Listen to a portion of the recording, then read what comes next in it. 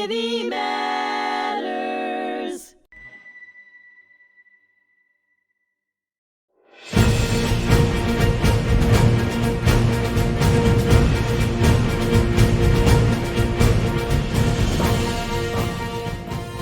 Welcome back here to the Fog of War and Humanity. I'm your host, Richard Acritelli. We're entering our second episode here with Donna, and we were just speaking about kind of her military side and her civilian side when it came to, living life between going to school, working, and then also being in the service. Now, what were those things that you end up doing from 9/11 to about 2003? Okay.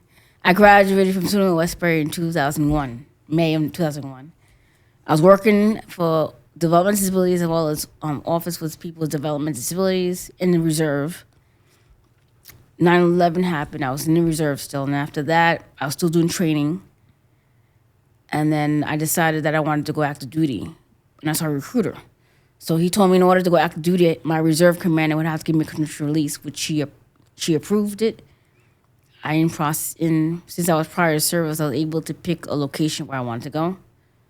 So I picked 3 locations. I wanted to stay in the state side because I was hoping at that time to go to college while I was on active duty, but it never really happened. So I had the option to either go overseas to Korea, either Fort Drum, or I wanted to go to Fort Bragg, but Savannah came up, Fort Stewart. So I picked Fort Stewart, Georgia. Oh, I was there at Fort Stewart. Yeah, Rapid deployment. Yeah, I was there. I was at Fort Stewart. Yes, okay. But it was a little bit later than you. Yeah, that was a great place. Yeah, rapid deployment. Great installation. I in process there. It was nice to go there. You were on the other side of the Savannah airport, right? Yeah. I mean, I was saying, would I be stationed in Fort Stewart or Hunter? And it was good I got stationed at Hunter Army Airfield because it's a very popular town. Sure. So now you go down to Georgia, Savannah. What's your responsibilities down there? I was assigned to a transportation company since I was a mechanic. I in process in. I lived in the barracks. I was introduced to my company, which was nice. I learned a lot more about mechanics on active duty side of the house because you're doing it every day, as opposed to when you're reserve just doing 1 week a month. And it was reserve side of the house to active duty is like night and day. Sure. The rules and regulations they're very strict. Reserve side they have the rules, but they're a little bit more laid back. And active duty, they go everything by the T, as far as rules. And you probably get sharper, right? Yeah. How long did it take you to fall into that routine of, all right, this is what I'm doing, right? 5 days a week. I'm here, I'm working around, engines and stuff like that. Did it take you a little bit of a transition period? It took me a time of a transition to adapt and stuff like that. What was probably one of the hardest things that... Well, okay, like if you're in your reserve, you talk to your platoon squad leader, company commander. But when you're active duty, when you speak to them, you have to be at parade arrest. That was something new to get used to. Going to formation, don't be late for formation. That's a big no-no. Reserve side of the house is a little bit different. They have the rules, but not on active duty, and they're very strict as far as doing details. Like if you get in trouble, Sure. They assign you tasks and stuff like that. Yeah, discipline it's no joke, right? Yeah. So, did they were they warm to you? Did they accept you pretty quickly? You're down there in a southern unit, and I would say they kind of accepted me. I was with another female mechanic. She was from Valdosta, Georgia. So I was happy at that time that we had 2 female mechanics and the rest were men. And there was another person who worked in maintenance, but it was a different section for supply. I forgot the name of the MOS. Sure. She's in maintenance, but she wasn't actually a mechanic, but she was a section where she ordered parts. It's a different MOS. Okay. Yeah. Now, did they pick up your accent right away? Or? Yeah, some of them. They said they have a New York accent, So I said, did they ask you if you were from the city first, or? Well, some of them, and then some of them said that they detected I had a West Indian accent as well. Sure. A little bit. I was born here in Harlem, New York. Yeah, yeah. And you're living out on Long Island, and a lot of those guys don't realize that, Long Island's like the suburbs, and you have the beach, right? You grew up practically at Robert Moses, probably, right? And you got farms and Yeah. you got all kinds of stuff, Right. right? So now, how long are you going to be down there for? Well, I was in reserve. My reserve commander gave me restricted release. I went on active duty the same month in October, and then I went on active duty, and then we got deployed to Iraq within 6 months. Well, the whole division got deployed, so it was like a ghost town, and it was kind of scary because we didn't know what we were getting ourselves into. You got deployed with them? Yeah, Wow. active duty. Yeah, the whole division because we flew out of Hunter Armour Airfield, and it was. It was early too, 2003, The right? initial invasion. They had like a lot of reporters. Initial invasion, that's a big thing, crossing the Burma to Iraq. And So would they fly you into Kuwait? flew us into Kuwait And then how long were you in Kuwait for? for maybe like a week or 2 weeks before the war officially started. Were you there with the first push into? Right. Wow. Well, the division crossing the Burma to Iraq, they had like a book of the 3rd Infantry Division crossing the Burma to Iraq, and then we had when the initial invasion happened, you had a lot of reporters, news reporters and stuff, journalists and stuff coming. So it was rough the first 9 months going there because when we were in Kuwait, it was like more the country club. It was more established because during Desert Storm, a lot of posts and bases were set up, and the Kuwaitis loved America because during Desert Storm was rough because It was a Saddam liberation of Hussein- Kuwait.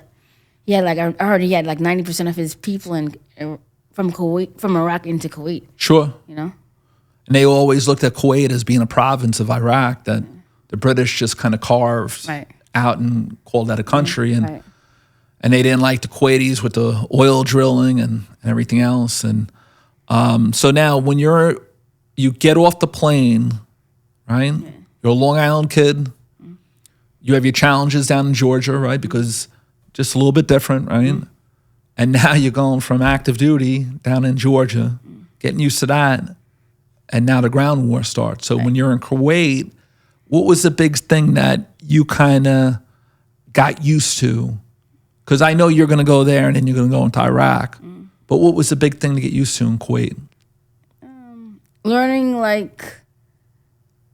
we had to learn certain stuff as far as being prepared as far as your weapon, cleaning weapon, making sure it's clean. Because when they say to lock and load, you have to be ready and don't be scared. And then we had to also learn about putting on your mop gear, practicing that. In a They desert? only give you a certain amount of seconds to put all that on. They have to know that down pat. And then what about did they give you a code of conduct in terms of dealing with the Arabic people that were there? Code of conduct. I know there was rules of engagement. Did they say anything to you about being a woman? Did the Kuwaitis say anything, or did they just realize that you were an American soldier? American soldier. Yeah. Because when I was at Taunton, they had an interesting story where they were going to a pool, and the women had their swimming outfits on, right? And The they were Kuwaitis? no, in Saudi Arabia. Okay. And it was the female American soldiers. So they were driving from one base to another, and they got cut off. And the Saudis said to the American men, "You're okay," but the women, he did this, they had a cover. Oh, really? Yeah, and it was pretty interesting. And stuff like that is always written into code of conduct, right? What to say, what not to say, how to shake hands, right? And so on, right? So what words to stay away from, right? Because they gave us a book, no, it was a CD of words to know. Do you remember any of those words at all? Not really. I know one of them, I knew someone from India or something. I don't know. I know one is Kisai.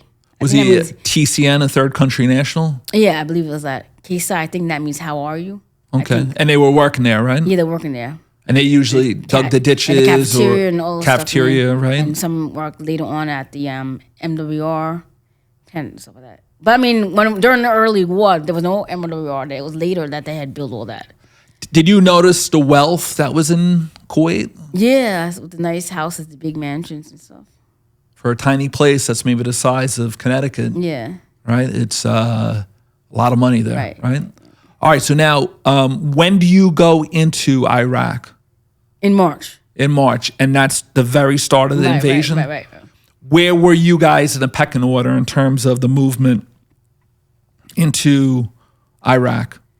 Well, we left Kuwait, and then after we actually had to drive through Iraq, which was scary because, getting hit was different things like RPGs, IEDs, and it was not easy. And then you're seeing things blown up. And you saw all that, yeah, right? Yeah. And sometimes you don't know who's who. And then as we were going in, sometimes you see like civilians walking, coming up. But we were told like to try to keep them away from the vehicle. Sure. Because sometimes they use some of the kids as decoys, like suicide bombs. Sure. Like that. Wow. Now, you leave on the first day of the invasion? Yeah. Do you remember what were your feelings at that point? Scary. Yeah. You don't know, you don't know if you're gonna live or die. So, I had always prayed, and I always had my psalm book and stuff with me. And did that help you? Yeah. What does that do? Does that provide comfort? Does that Probably calm you down a little bit? Provide comfort, like that. Did they have any military chaplains? They had that military spoke to you? chaplains. I saw the military chaplain. But, they're all over. They're limited, but I was happy to meet with the military chaplain. And there was a few people who, in the unit that were faith-based, so I used to pray with them as well. So how could you describe talking to a military chaplain? Them being very calm. Right? Yeah, very calm. Almost like a guidance counselor, Right, right? guidance counselor. And usually chaplains in the military, they're very influential, which is a very good thing. But I was told, like, if anything, issues, always go to the chaplain because that's the best person to go to. Because sometimes in the unit you serve, sometimes you don't know who's who, if they really are your friend. But usually in a combat zone, you have to rely on your buddy, have your back. And they were going up north Right. with you guys too. They weren't necessarily staying behind. They had their responsibilities to do. Right. So do you remember what were you driving in when you cross into Kuwait? A Humvee, yeah. Humvee? Yeah. How many people were in there with you? How many soldiers? I believe it was a Humvee, and then after we were in a deuce and a half, 5-ton in the back. And so we had our gear and stuff like that. And then you have all your tools and everything, right? So, and then we had to stop a couple of times to relax and sleep. Sure. So, some of the soldiers in my unit used to sleep on top of the tanker. Yeah. Or on the Humvee and stuff. But I try to stay nearby because I didn't want to do too much because if an outbreak happened, I wanted to make sure I could get my stuff and be ready. Sure. So now, do you remember how far you went on the first day? I don't remember how far, but it was long. Did you have sleep deprivation? Where you kept on moving? A little bit. Because the thing with Dwyer was, right, you had a lot of the soldiers, they didn't sleep. Right. And they were getting, they were almost getting hooked on those inhalants that were used to clean computer boards. Really? Yeah, to keep them clean. So they were using that for their weapons. And some of those guys were sniffing that stuff just to be able to stay awake. And because it was just sleep, they were just on the move. It was the start of it. Stressful. Stressful. And 16, some of them working 16-hour shifts or a little bit less. And they're really not sleeping, like you say, you don't know who friend or foe is. Right. Saddam is not love, but the country's not going to roll right over either. Right. And so now, where do you operate? Southern Iraq, or do you go all the way towards Baghdad? We were in Baghdad. So that was your primary spot? Yeah, and then after we moved to Garma. So when you go into Baghdad, so you're a kid from Long Island, Humvee, you have your weapon right next to you. Mm-hmm. You probably do some repairs on the road somewhere along the way, right? Trucks breaking down, right? Wear and tear, tire, whatever. What was the biggest repair that you guys had to take care of? That time, I remember it was dealing with the tires. We had some issues with the doors and stuff. little minor mechanical, but I would say the tires and stuff. I mean, going through the roads, some was very sandy. It was very hard to go through the roads with the tires. And was that tough to fix them in the middle of the sand and everything? Yeah. Did you guys have the equipment to do that? We had the equipment. We had a wrecker and stuff like that. So would the wrecker pick the truck up then? Right. Okay. And was there ever any times where you had to do that where you guys were under fire? At times we were under fire and stuff, but it was scary, doing that. Would they set up a perimeter and would soldiers try to push away from the vehicles just to keep everyone else away? Right. All right. So what were your first thoughts when you went into Baghdad itself? Scary because, that's like the major city hub at that time was, the regime, to break the regime down and stuff. And like I remember going in Iraq, everywhere you go, you see like a mural of Saddam Hussein. Did you see people knocking over statues and spitting on his murals and stuff like that? Because spitting, and also was the graffiti. Graffiti. Yeah. And what were you guys told to do? Just kind of stay? Yeah, stay. Yeah. Stay in the background, right? Right. When you think of Baghdad, right? You're driving in your car and you're thinking about your experiences. Was there a beautiful part of the city? Was there anything that you remember and it was... I liked his palaces. His palaces, huh? He had a lot of palaces all over. Is that where all his courts went to, right? Right? But I mean, like... How large were the palaces? Huge. Huge, right? Yeah. Actually, I got one of them that got blown up. I have an actual piece of the marble, but I kept it and I have it in the showcase. Where, at home? At home, yeah. Do you remember how many rooms and what he had in them and everything else? Well, I remember I never went inside personally, like most of the palaces, but I know one of them, like pictures I have from other people and stuff, they said like he had like gold doors, gold fixtures, and stuff like that. Indoor pool, outside door pool.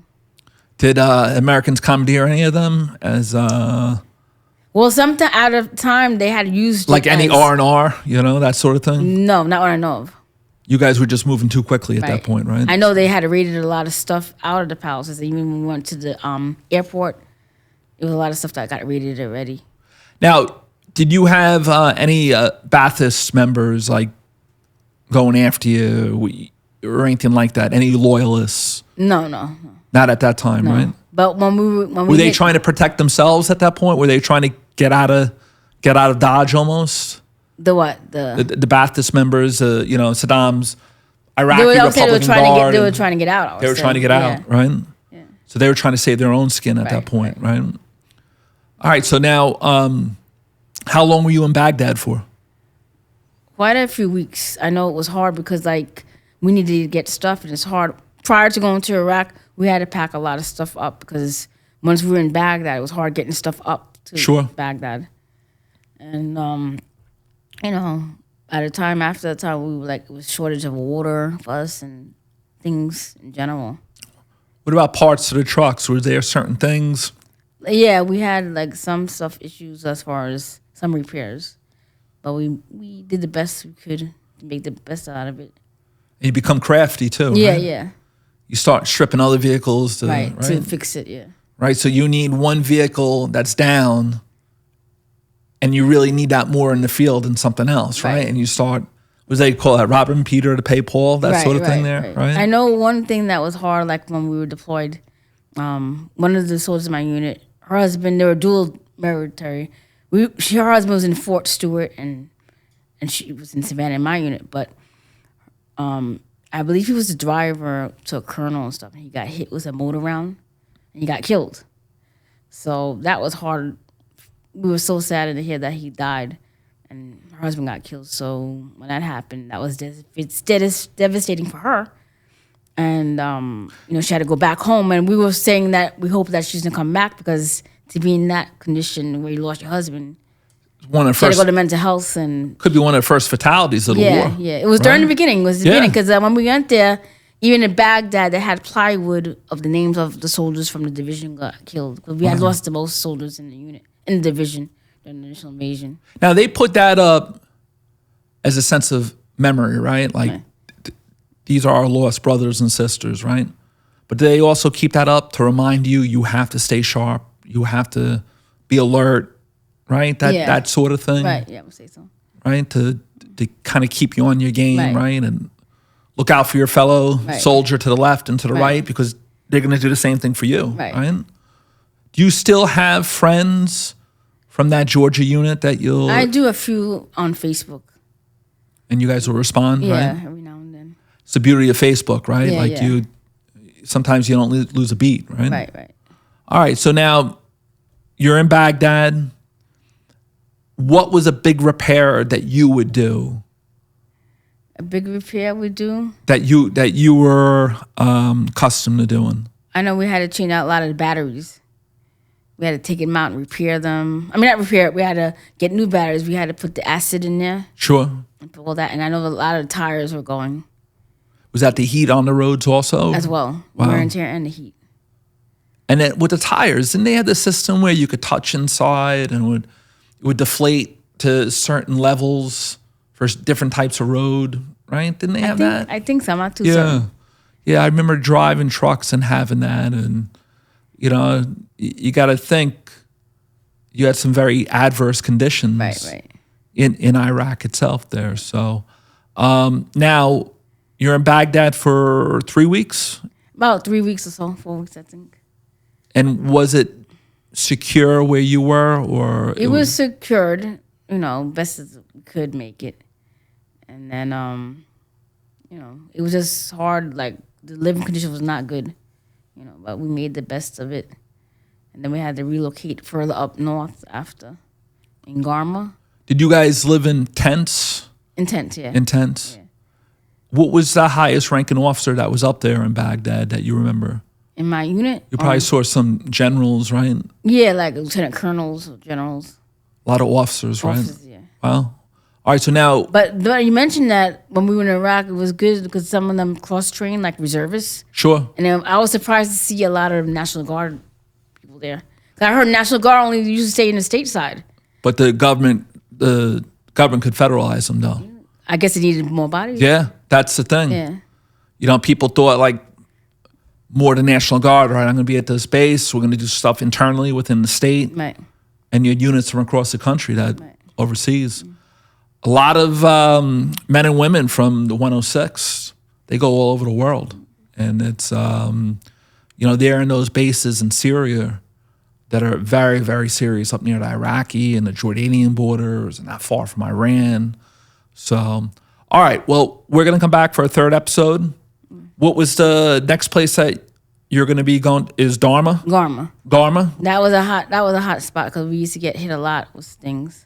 All right, so we're going to get into Garma itself. That's further in northern Iraq. Yeah. It was further north. And when we come back, we'll be talking to Donna about her time in Iraq.